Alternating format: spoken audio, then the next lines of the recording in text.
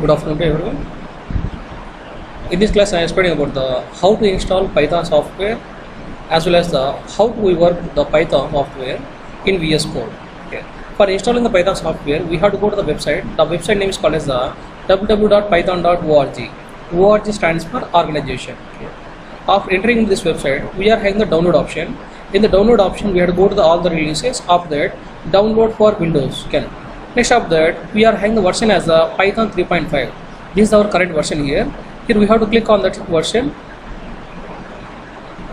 When we are clicking on the Python 3.5 button, at that time the software has been loaded into your machine. After that, next you have to click on this exe file. Exe stands for executable file. When we are making the double click on this one,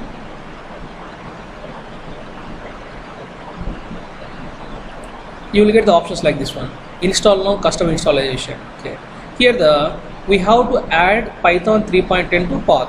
We have to put the tick mark compulsory. We have to put the tick mark in the add Python 3.10 to path. Okay. After that, next go to the install now. When we click on the install now, the Python software will be installed in our computer.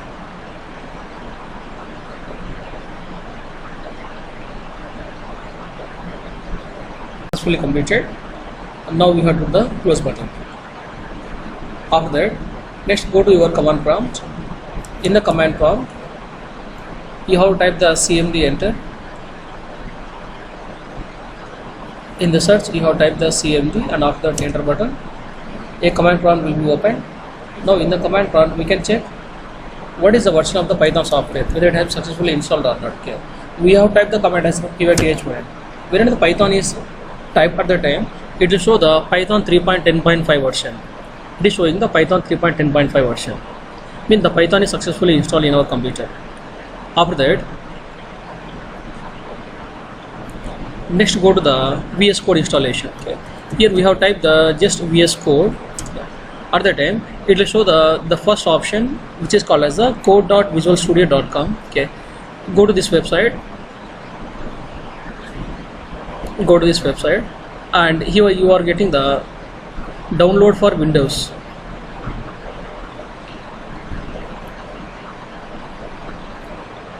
Getting on that one.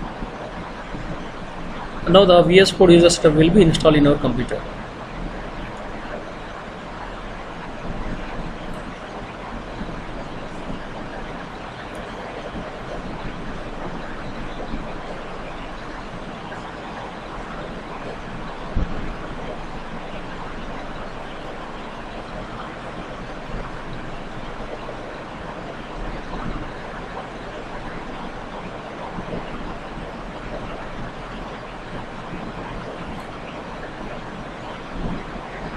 Even if you want to see the versions, you can also see the versions also.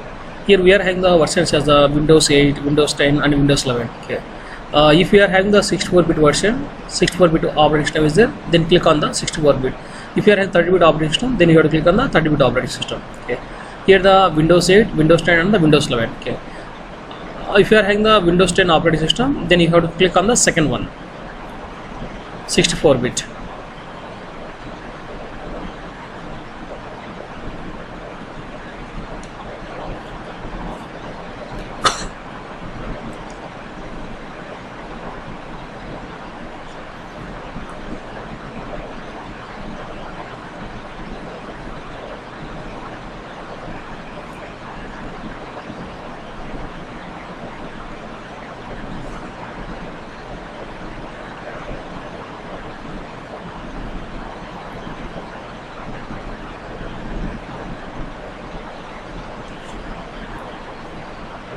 In the downloads, you can see all the options. Okay. The options are the 64, 30-bit operating system. If your system is having the Windows 8, then go for the first one, Windows 8, 32-bit, Windows 8, 32-bit and 64-bit. After that, this is the Windows 10, 32-bit and 64-bit, and this is for the Windows 11.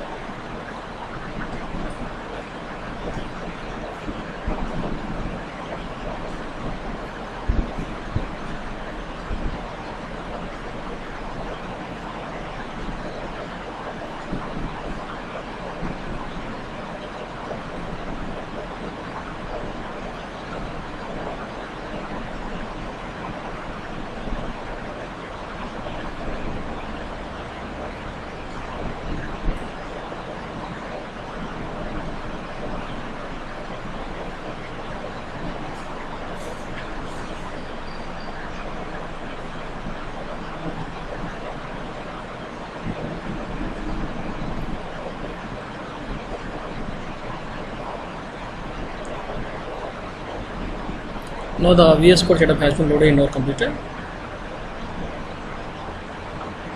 After that, go to the VS Code setup here, and here in this VS Code setup, we have to click on the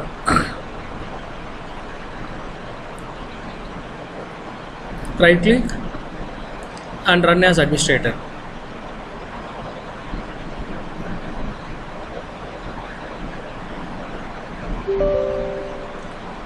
It is asking message like this one: do you want to allow this app to make changes to your PC? Yes. After that, we have to put the acceptance here. I accept the agreement. Go to the next. After that, next.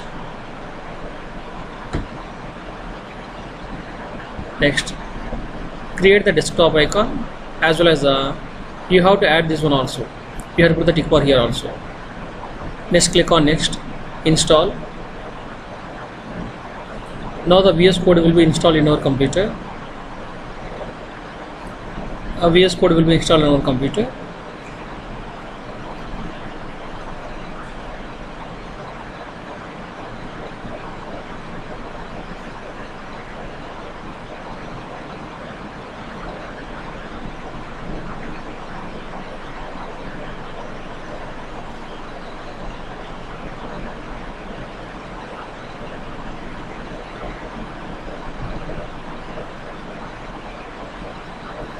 After that, click on finish.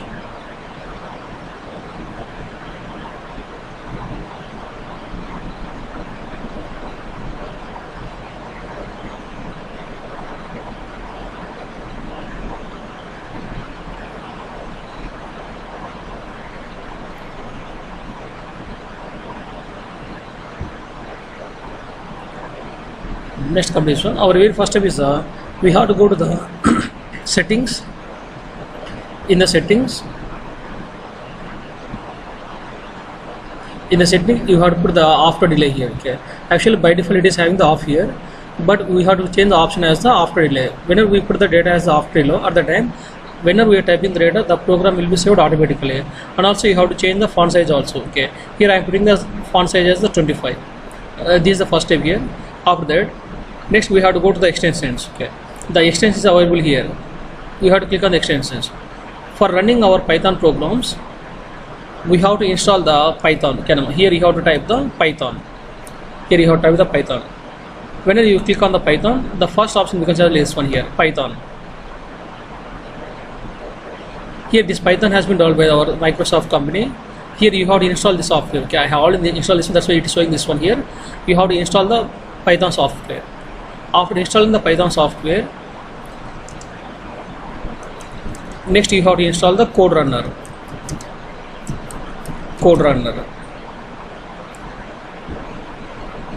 The main purpose of this code runner is to run our programs, okay, either C language or a Java language or a Python or a PHP. To run all these programs, we have to install the code runner.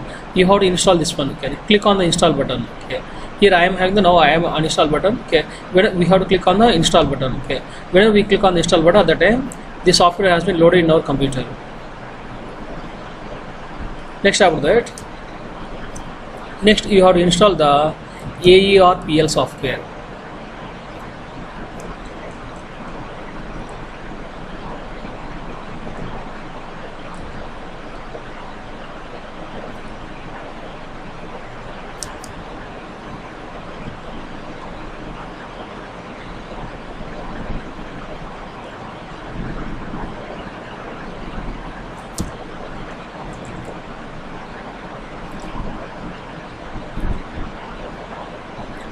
We have to click on the install button here, AREPL.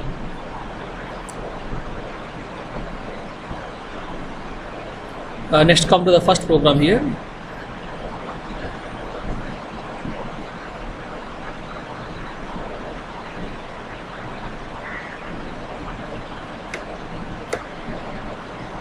Here this is a file selection here.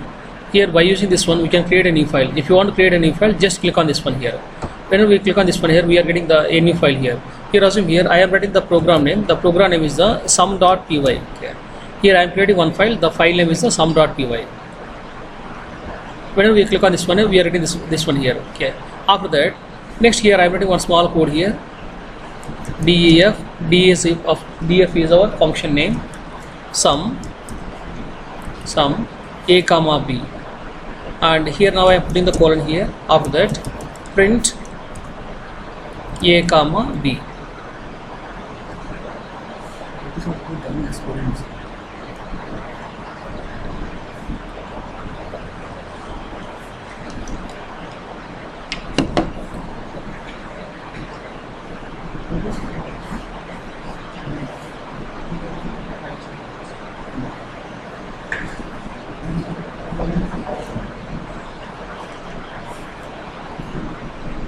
Print a comma b, and after that here I am writing the one variable. Here I am writing the sum, and I am passing the two values 10 comma 20. Here whenever the Python software is installed, at the time we are writing this button here. Okay. Here by using this button we can execute our code here. Whenever I click on this one here, I will get the output here. I will get the output as 10 and 20. We are written also as the 10 space 20. Here the sum is our function name. For this function I am passing the values as 10 and 20. Okay. If you are not installing our Python software, at the time this button will not be highlighted. Okay.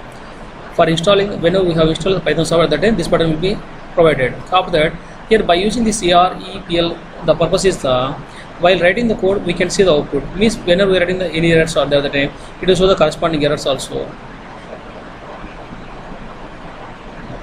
And one more point is whenever we are accepting the input from the user, at the time here you have to search for the code runner,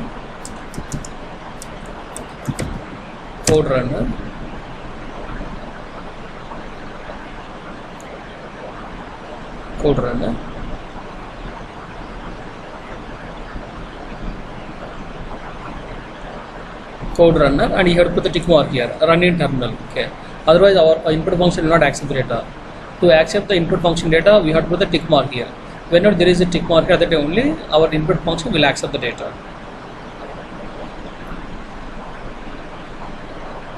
Right. These are the needed extensions for our Python language.